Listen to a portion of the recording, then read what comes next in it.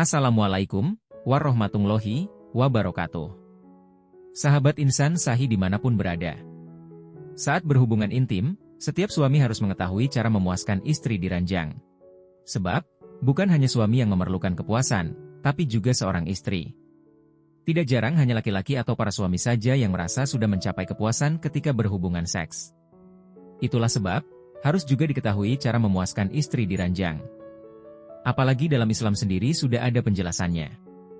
Selain memiliki tujuan untuk mempercepat dapat keturunan, kepuasan seorang istri juga dapat membangun hubungan yang semakin harmonis dan saling membahagiakan. Sebagai seorang suami, kita harus mengetahui bagian mana saja yang akan membuat istri merasa puas. Lantas, bagaimana cara memuaskan istri di ranjang yang benar menurut Islam? Lalu, bagian tubuh mana saja yang bisa membuat istri terangsang dan berakhir dengan kepuasan? Yang sudah subscribe channel ini saya doakan masuk surga.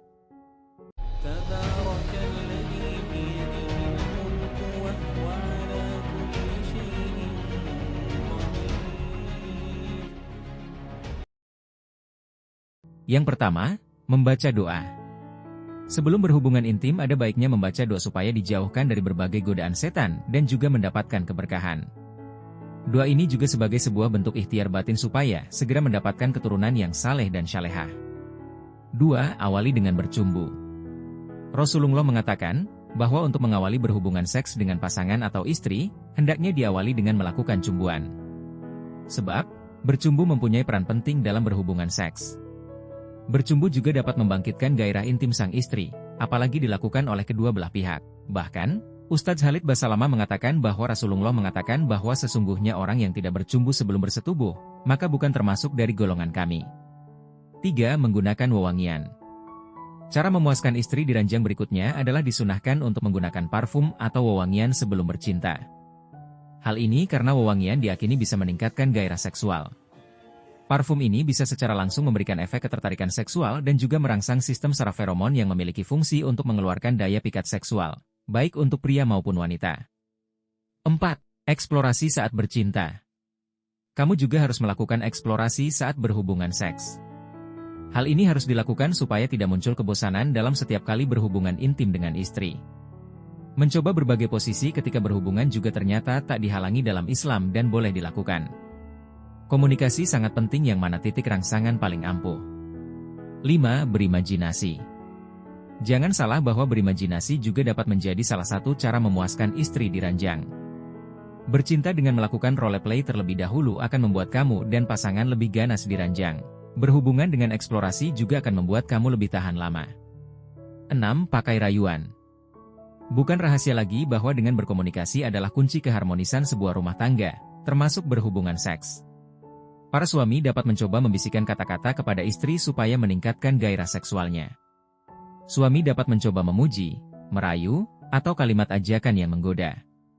7. Stimulasi daerah sensitif. Perlu diketahui bahwa daerah sensitif pada perempuan bukan hanya terletak pada organ intim atau payudaranya saja, tapi juga terletak pada area tubuh yang lain. Misalnya pada bagian rambut, kepala, lekukan leher, pergelangan tangan, perut, ketiak, paha, bokong, dan lain sebagainya. Suami dapat menstimulasinya dengan memberikan rangsangan yang berupa sentuhan. Kamu dapat mengawali dengan menyentuh bagian leher, wajah, lengan, dan diakhiri dengan ciuman. Dengan stimulasi tersebut diharapkan kamu dan pasangan akan meningkatkan gairah. Di samping itu, waktu hingga etika bersenggama juga perlu diperhatikan. Waktu terbaik untuk seorang suami istri berbulan madu atau bersenggama adalah setelah Isya. Boleh juga dilakukan setelah maghrib sebelum Isya. Hendaknya suami melarang siapapun berhenti atau duduk di dekat pintu kamarnya, agar tidak ada yang mengganggu saat bersenggama. Etika yang harus dipenuhi oleh seorang suami istri adalah kebersihan badan dan hatinya sebelum bersenggama. Hendaknya keduanya sudah bertobat dari dosa-dosanya selama ini. Setelah suci batinnya, suami istri juga dalam keadaan suci lahiriahnya baik itu dengan mandi dan wuduk terlebih dahulu. Keadaan suci lahir batin ini mencerminkan terpenuhinya agama dalam kehidupan rumah tangga, sebagaimana dimaksudkan dalam hadis Nabi, "Barang siapa telah menikah, maka ia sejatinya telah menyempurnakan setengah agamanya." Maka hendaknya bertakwa kepada Allah dalam setengah yang lainnya. Hadis riwayat Muslim. Saat bersuci inilah, hendaknya si suami membasuh kedua tangan dan kakinya dan istrinya dalam satu wadah, ember, air. Lalu suami membaca Asmaul Husna dan shalawat Nabi, kemudian air bekas basuhan itu disiramkan ke setiap sudut rumah. Hal ini dapat menjadi wasilah hilangnya keburukan dan was-was setan. Sebelum berhubungan suami istri, memulai dengan kesunahan, seperti memakai parfum, mendahulukan kaki kanan saat memasuki kamar. Lalu, selanjutnya mengerjakan sholat 2 rakaat atau lebih banyak. Lalu membaca surat Al-Fatihah sebanyak 3 kali, surah Al-Ikhlas sebanyak 3 kali, shalawat Nabi 3 kali, bertasbih dan berdoa kepada Allah. Kemudian, masalah posisi bersenggama. Ihwal posisi bersenggama, menurut para ulama posisi paling baik adalah si suami di atas dan istri di bawah, lalu pinggul istri diganjal dengan bantal. Lalu suami bisa penetrasi pada vaginanya dengan tempo sesuka hatinya. Tapi perlu diingat, sebelum memasukkan zakar ke dalam vagina hendaknya suami membaca basmalah. Boleh juga si suami mendatangi istri dari arah belakang, asalkan zakar tetap dimasukkan pada vagina dari arah belakang. Haram hukumnya memasukkan zakar pada dubur, apapun alasannya. Nah, etika melakukan ronde kedua ketika hendak mengulangi senggama setelah ejakulasi pertama, hendaknya menunggu beberapa saat agar zakar benar-benar sudah lemas. Lalu membasuhnya dengan air yang sedang, bukan air dingin, agar terasa segar kembali. Bisa juga si suami wuduk atau mandi terlebih dahulu. Lalu mengulangi senggamanya berkali-kali. Sahabat insan sahih yang dirahmati Allah.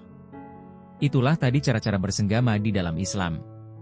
Semoga kita semua dapat manfaatnya. Sampai bertemu kembali di video-video saya selanjutnya. Akhirul kalam, wassalamualaikum warahmatullahi wabarakatuh.